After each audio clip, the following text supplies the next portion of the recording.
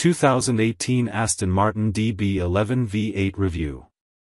Just days after I drove the Aston Martin DB11 V8 in Spain, I found an odd souvenir in the drive's Brooklyn parking lot.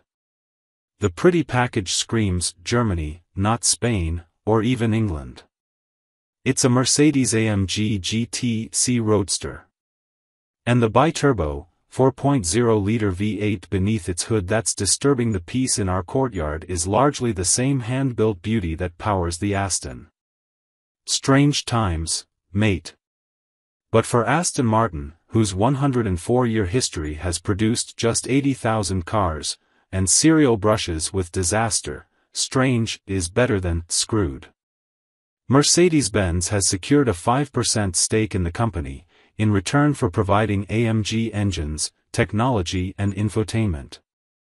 With powerful German technology crossing the channel, in a more benign form than the V1 and V2 rockets that once reigned on Britain, Aston is free to focus its oil-backed Middle Eastern funding on what it does best, the cinematic splendor of its designs, its artistry with interior wood, leather and metal, and the distinctively British way its cars go about their business.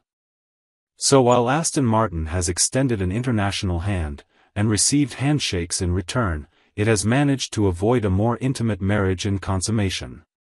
For better or worse, and unlike Ferrari, Bentley, Lamborghini and Porsche, Aston Martin remains an independent company that largely calls its own shots, now guided by steadfast CEO and former Nissan executive Andy Palmer. As I discovered in Spain's mountainous Costa Brava region, the latest shot is the DB11 V8. It's a bargain by Aston Gran Turismo standards, at $198,995, although that's before a destination charge kicks it to $201,820, another psychological realm altogether.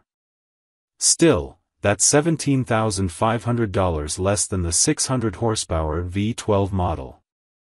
The difference may allow owners to dangle a sharp new Patek Philippe over the DB's windowsill, while complimenting themselves for sound financial judgment.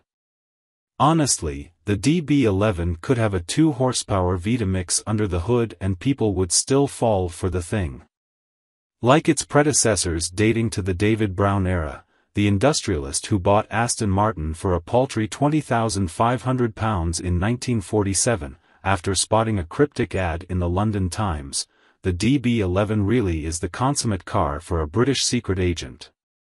Say, Colin Firth and Taron Egerton in those kick-ass Kingsman movies. Like those suave killers, the DB11 is ridiculously good-looking, civilized but also a bit louche, and packing more heat beneath those tailored clothes than you'd expect. The DB11 is also a marked improvement over the DB9, whose 15-year-old design and technology were falling hopelessly behind the competitive curve.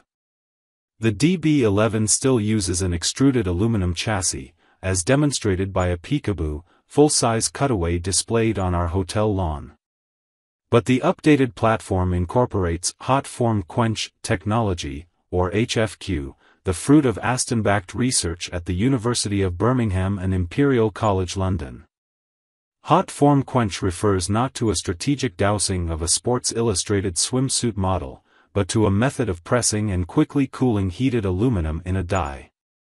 A rigid carbon fiber drive shaft connects the engine to the 8-speed, rear mid-mounted ZF automatic transmission. The new, 503 horsepower V8 model cuts mass even further.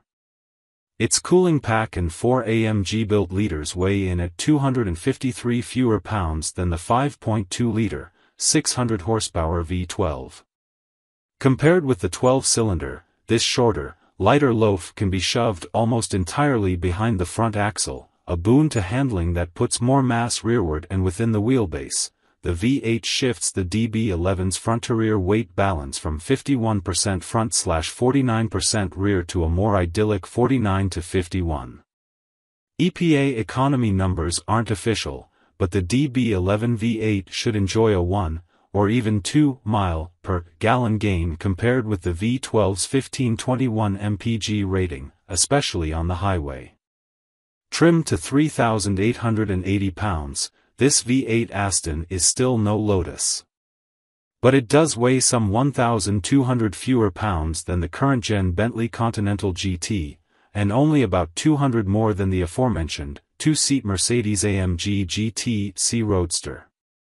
In other words, damn light for the kind of 2+2, gentleman GT that you picture on the cobbled drive of some British manor or a Lake Como villa. Compared with the pricier V12, engine mounts and rear suspension bushings are stiffer, and there's a bit more sinew in the steering. With the V8 virtually moving down a weight class, Aston isn't shy about declaring it the champion driver's car of the DB11 duo. My personal scorecard reads the same after a day of driving in around the Pyrenees, skirting the French border just a few hours north of Barcelona.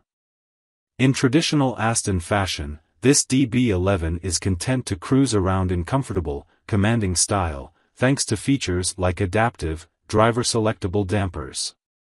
But even more than the DB11 V12, itself a significantly better handler than the old DB9, the V8 has a literal nose for curves.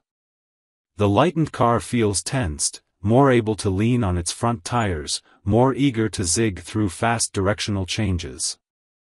Anti-roll bars, springs and electronic stability controls are retuned to take advantage of the V8's lighter mass. Dial up the Sport Plus setting, which also gooses the throttle, transmission and two-stage exhaust, and the body stays pancake flat. But not flat like a Bentley or a beefy Mercedes S-Class coupe, where you're constantly aware that, for all the roll-taming suspension magic, the car itself is still a 2.5-ton whale that demands constant care and feeding. Instead, the Aston moves like a genuine sports car, lithe, fun, and carefree. It's fast, too. The V8 may give up 97 horsepower to the Mac Daddy version, but its 513 pound-feet of torque nearly matches the 516 of the V12. Aston pegs the 0 to 60 miles per hour run at 4 seconds flat, versus 3.9 seconds for the 12-cylinder.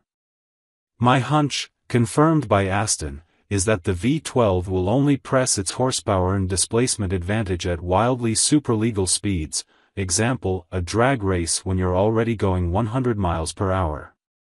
But unless your personal garage borders the German Autobahn, how often are you going to do that? The V8 model tops out at 187 miles per hour, regardless.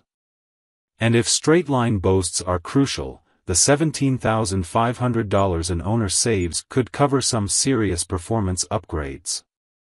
Nor does Aston simply uncrate the Mercedes-AMG engine and retire to the pub.